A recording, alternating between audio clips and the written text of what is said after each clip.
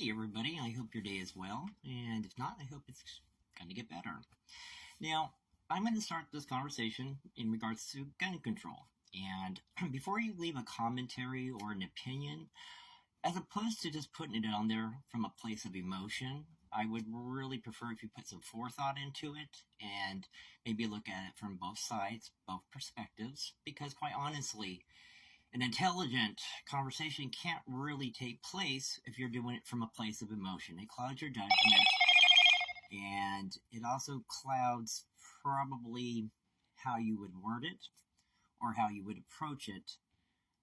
Then, like I said, you put some thought into it. So, on that note, here we go. Now, for me personally, I don't have a problem with anybody owning a gun. I think it is everybody's right to own a gun. The only problem I have ever had is with the semi-automatic assault rifles and guns. I've always had a problem with it because there's no practical person for it, for that kind of weapon for the average man on the street, or any man for that fact, or any woman. Now, with that being said, I have to look at certain factors right now, being the surge of gun violence. We've always had a lot of it, but the fact is, if you look at, say, more of a less accepting country of guns, say, for example, the UK, you can look at 2022, and they only had 1,000 deaths due to guns. Now, whether that was homicide, whether that was suicide, whether that was gun exchange, as opposed to the United States, same time, we had close to 49,000 deaths.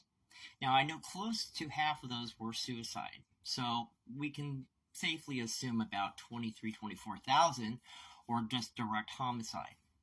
Now, I know people always like to come up with that argument of, well, people kill people, guns don't kill people. Okay, well, I'll meet you halfway on that argument because that's kind of disingenuous. Yes, people do kill people, but guns also kill people. So that's a 50-50.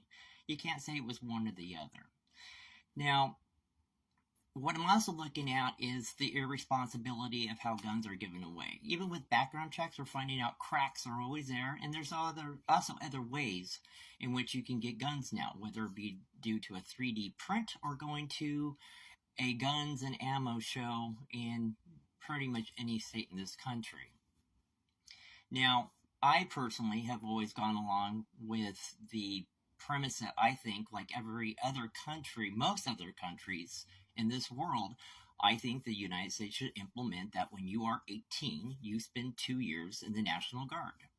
I think that should be the responsibility of every citizen in this country, that if we do go through times of conflict or war, we know how to at least defend our country. And also, it teaches you gun safety.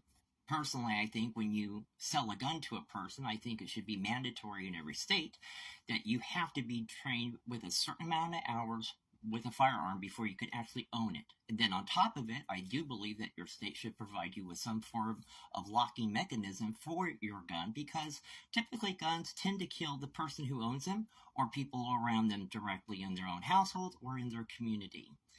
And I've also heard of people and actually seen many cases in which a person who had a gun on their person actually being murdered with that weapon, or by someone who had the jump on them, because quite honestly, if someone already has the jump on you, you're not going to win.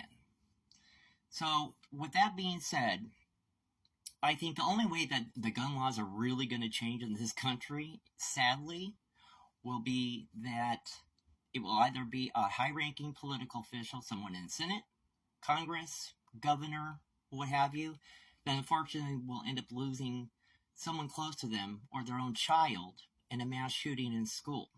That's when I think, honestly, you're going to really see a convergence or a accumulation of both sides coming together to make that happen. Now, I know a lot of people like to assume that politicians on the right and the left, they hate each other and they're enemies. And the truth is, they're actually frenemies. when the cameras are off and the doors are closed, a lot of these people are actually very close friends. If not friends, they're good acquaintances because they've known each other for decades, because we don't have those term limits. So don't be confused that just because they're both on different sides, actually, they tend to work with each other behind closed doors to make those sweetheart backdoor deals. So they tend to convene together when it's something that affects all of them, because believe me, they do have each other's backs. And on that note, I don't know what it's going to take at this point. I don't know how many more shootings. I think this is just going to keep on going on and on and on. It's just going to keep on getting worse. It's not going to get better. It really will take something massively tragic and horrible and something that affects somebody in government before some real change will happen.